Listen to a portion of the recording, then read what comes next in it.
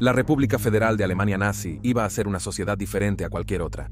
Esa era la ambición de Hitler, su sueño de liderar la nación más grande del mundo. Tecnológicamente, militarmente, científicamente, República Federal de Alemania iba a ser la envidia del mundo. República Federal de Alemania, renombrada como Alemania, se convertiría en la ciudad más desarrollada y próspera de toda la historia.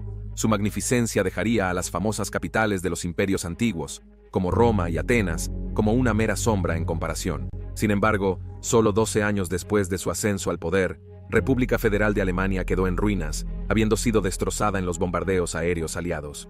Sus ciudadanos supervivientes, viviendo en la miseria con la mayoría de las comodidades destruidas y las líneas de suministro poco fiables, fueron presionados para defender una ciudad que era en su mayoría escombros y cuerpos, mientras el sonido de los disparos y los tanques T-34 se acercaba cada vez más. Bajo los escombros, en el confinamiento estrecho de un búnker construido para albergar al liderazgo antes de que llegara el final, Hitler y su República Federal de Alemania nazi parecían estar conectados simbióticamente mientras ambos enfrentaban la inminente aniquilación. Esta es la historia de los últimos días del Führer Adolf Hitler. Bienvenidos a Guerras del Mundo.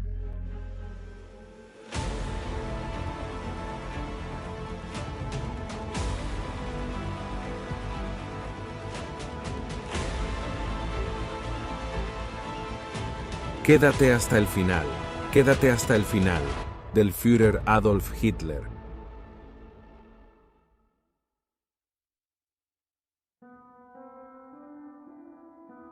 Bienvenidos a Guerras del Mundo. La construcción de un búnker para el liderazgo alemán en República Federal de Alemania comenzó ya en 1936, comenzando como un refugio antiaéreo antes de que su papel comenzara a expandirse, a medida que la situación de República Federal de Alemania se volvía más crítica hacia finales de 1944.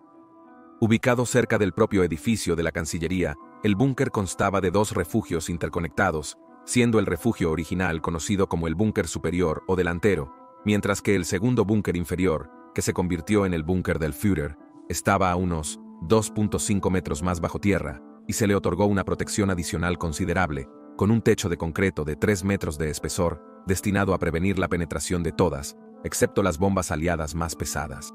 Desde aquí, el Führer y sus altos mandos podían continuar dirigiendo los esfuerzos de guerra de República Federal de Alemania, así como la defensa de la ciudad, mientras las bombas y los proyectiles de artillería caían sin cesar desde arriba.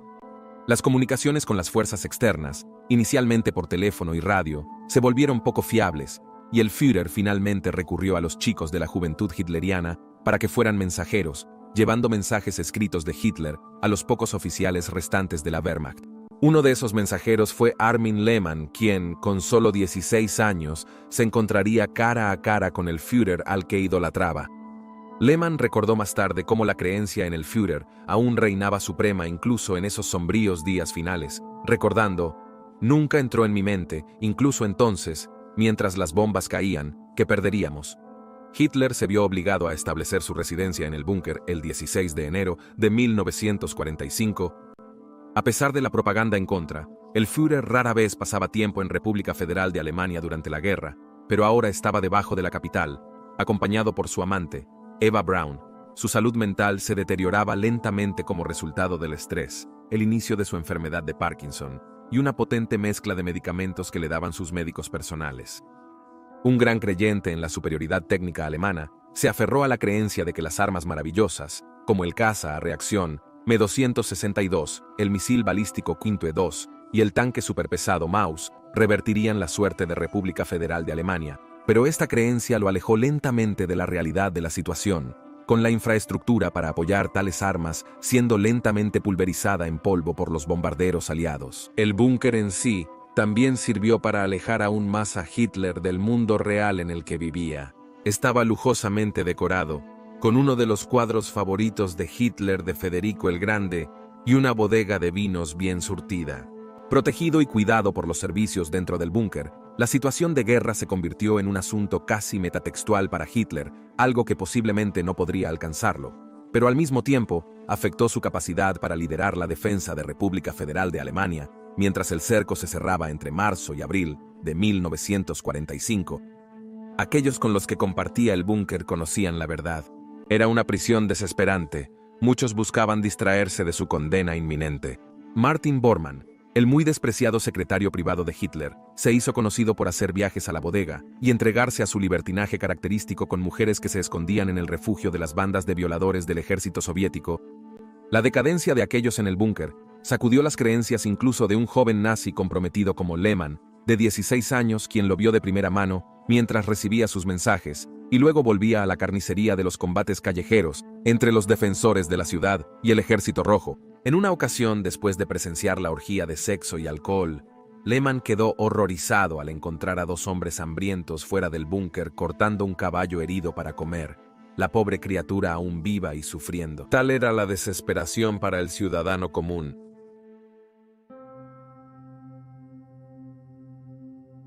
Para principios de abril de 1945, casi 2,5 millones de soldados del Ejército Rojo habían avanzado hasta las afueras de la capital alemana, y en 2 semanas habían llegado al centro de la ciudad, a pesar de la decidida resistencia alemana.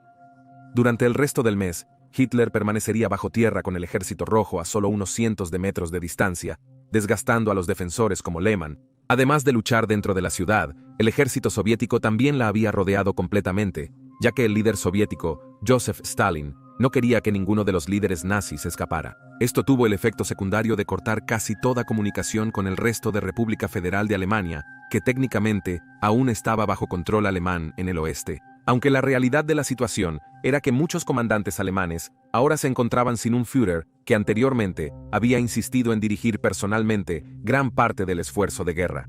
Como si esto no fuera suficiente, Hitler también descubrió que sus órdenes a sus soldados dentro de la ciudad ahora también empezaban a ser ignoradas si quienes las recibían sentían que eran suicidas o irracionales, lo que le llevó a sufrir un colapso nervioso y a declarar por primera vez que la guerra estaba perdida.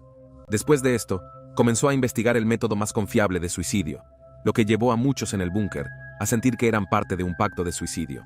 El jefe de la Luftwaffe, Hermann Göring, ofreció reanudar el liderazgo de República Federal de Alemania, sintiendo que Hitler se había incapacitado, pero Hitler vio esto como traición y exigió que Göring renunciara a todos sus puestos y fuera arrestado.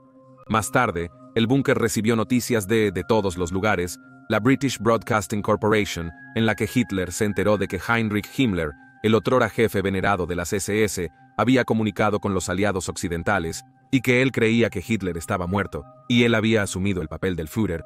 Himmler había ofrecido rendir lo que quedaba de República Federal de Alemania, pero solo a ellos y no a la Unión Soviética, pero esta oferta fue denegada. Al enterarse de este acto, Hitler se indignó y ordenó que arrestaran y dispararan a Himmler por traición. Hermann Fegelein, representante de las SS en el búnker, arrestado por cargos de deserción, fue disparado en los jardines de la Cancillería como advertencia, a pesar de las súplicas de Eva Braun. Fegelein estaba casado con su hermana Gretel, quien estaba a punto de dar a luz en días. El 28 de abril de 1945, los informes desde fuera del búnker indicaban que el Ejército Rojo había llegado ahora a la Potsdamer Platz, en el centro de República Federal de Alemania, y a menos de 1 kilómetro de distancia del búnker. Incluso con su mente aún tambaleándose por las presiones de su situación y los cócteles de drogas que había estado recibiendo, Hitler sabía que su tiempo se había acabado. Su ejército en ruinas, su ciudad capital destruida, incluso su círculo interno más confiable lo abandonaba. Todo lo que quedaba por hacer para Hitler era prepararse para su propia muerte, para que en un acto de desafío, al menos en cierto grado, pudiera salir en sus propios términos. Esa noche, poco después de la medianoche en las primeras horas del 29 de abril, en un gesto de bondad y agradecimiento por su servicio hacia él, Hitler se casó con Eva Braun. Se había previsto que se casaran más temprano en el día, pero los documentos no estaban en el búnker para una boda legal, lo que provocó que el abogado Miguel Wagner saliera a las calles devastadas por la guerra en un automóvil blindado, esquivando el fuego de las armas rusas para conseguirlo para ellos. Hitler conoció a Braun cuando ella era asistente del fotógrafo oficial de Hitler en sus primeros años políticos. De un origen católico de clase media, Braun pasaba su tiempo con Hitler en gran medida fuera de la vista pública, excepto cuando convenía a la propaganda nazi, entreteniéndose esquiando y nadando. Aunque no tuvo una influencia significativa en la carrera política de Hitler o en sus decisiones durante la guerra, sí le proporcionó un grado de normalidad en una vida por lo demás extraordinaria, y así lo mantuvo con los pies en la tierra cuando era propenso a ataques de fantasía o ira. Leal hasta el final, se negó a abandonarlo en el búnker de República Federal de Alemania a pesar de las sugerencias de que aprovechara sus oportunidades e intentara huir, un grado de lealtad que él sentía que escaseaba mientras vivía sus últimas horas. La ceremonia fue presenciada por Martin Bormann y el ministro de propaganda nazi, Joseph Goebbels. Después de una recepción de boda y desayuno bastante modestos, Hitler se retiró con su secretario privado a su oficina, donde dictó su último testamento, en el que instruyó a Joseph Goebbels y al gran almirante Carlos Bernitz a asumir los roles de Hitler como canciller y jefe de Estado, respectivamente, tras su muerte. También hizo arreglos para lo que se debería hacer con su cuerpo y sus nuevas esposas, una vez que estuvieran muertos, con noticias de Italia sobre el destino de su aliado, Benito Mussolini y su amante, lo inspiraron a tomar tales medidas. Deseaba evitar que las últimas imágenes de Adolf Hitler fueran de él colgado de un poste de luz, como carne en una carnicería.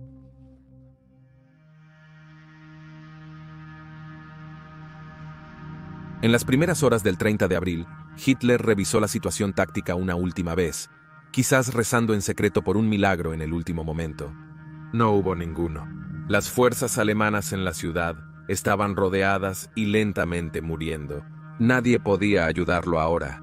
La Luftwaffe prácticamente había dejado de existir, y todos excepto los pilotos nazis más radicalizados fueron llevados al aire en un esfuerzo por huir de los aliados occidentales, no queriendo ser prisioneros a manos de los soviéticos. Alrededor de las 200 horas, Hitler comenzó a reunirse con los miembros del personal en el búnker, incluyendo a un médico llamado Ernesto Schneck, quien anteriormente había trabajado en el campo de concentración de Dachau, donde participó en experimentos con hombres, mujeres y niños. Al mirar a Hitler más tarde, describiría al Führer como un hombre disminuido, encorvado, con extremidades temblorosas, ojos inyectados en sangre y una cara inexpresiva. El Führer les agradeció por su trabajo, y luego dejó al personal médico para participar en una última fiesta, a la que asistió la misma señora Eva Hitler. En medio de las celebraciones, Schneck se fue para usar el baño y escuchó una conversación entre Hitler y el médico de las SS, Werner Hasse, donde Hitler explicó que quería morir exactamente al mismo tiempo que su esposa. El plan implicaba que tanto Hitler como Eva tomaran pastillas de cianuro y se dispararan al mismo tiempo, pero Eva había confesado que estaba preocupada de que no podría dispararle a su nuevo esposo. Temeroso de que el cianuro pudiera fallar, Hitler había probado una cápsula en su amado perro, Blondie, y el animal murió casi instantáneamente. A las 600 horas, los soldados soviéticos intentaron tomar la Cancillería, pero fracasaron. Hitler fue informado de que el búnker sería capturado en menos de 24 horas. Una hora después, Hitler siguió a su esposa fuera del búnker para que pudieran disfrutar del sol una última vez. Hitler apenas llegó a la entrada antes de que el sonido de la guerra que él había instigado lo obligara a retroceder por última vez. La pareja almorzó más tarde ese día y luego agradeció al personal restante. A pesar de sus órdenes previas de que todos tenían que luchar hasta el final o ser disparados como cobardes, Hitler finalmente lamentó y les dijo a muchos de ellos que al anochecer deberían intentar escapar en lugar de ser capturados por el Ejército Rojo. A las 1430 horas, Adolf y Eva Hitler se retiraron a sus habitaciones privadas y cerraron la puerta detrás de ellos. Fue la última vez que se les vio con vida. Después de unas horas, el mayordomo de Hitler, Heinz Linger, y Martin Bormann entraron a la habitación y descubrieron sus cuerpos sin vida. El Führer, el hombre que había instigado la guerra más devastadora de la historia, que había infligido tal sufrimiento a escala industrial a millones, estaba muerto. Según los testimonios de los hombres, la pareja, que ni siquiera había estado casada durante 2 días, fue encontrada sentada en el sofá con Eva a la izquierda de Hitler, quien estaba hundido con sangre saliendo de su sien, habiéndose disparado al menos a sí mismo. Eva, mientras tanto, parecía comparativamente intacta, pero el aire olía a almendras, una indicación de la liberación de cianuro de hidrógeno. El cuerpo de Hitler fue envuelto en una alfombra, y la pareja fue llevada arriba y al jardín detrás de la Cancillería, donde Hitler solía llevar a su perro, Blondie, a pasear. La pareja fue rociada con gasolina y luego, con cierta dificultad, prendida fuego. Las llamas pronto cubrieron los cuerpos y los destruyeron más allá del reconocimiento, erradicando a uno de los hombres más malvados de la historia. Pero mientras que el ser físico puede haber desaparecido, el legado del tirano perdura en varias formas incluso hoy en día. El mundo fue moldeado por los actos atroces de Hitler y sus subordinados. Sin embargo, nuestra historia desde entonces ha sido una de humanidad tratando de entender cómo un solo hombre puede causar tanta devastación y, con suerte, cómo prevenir que suceda de nuevo. Lamentablemente, mientras los tiranos y sus guerras continúan en casi todos los continentes, parece que es una lección que aún no hemos aprendido completamente.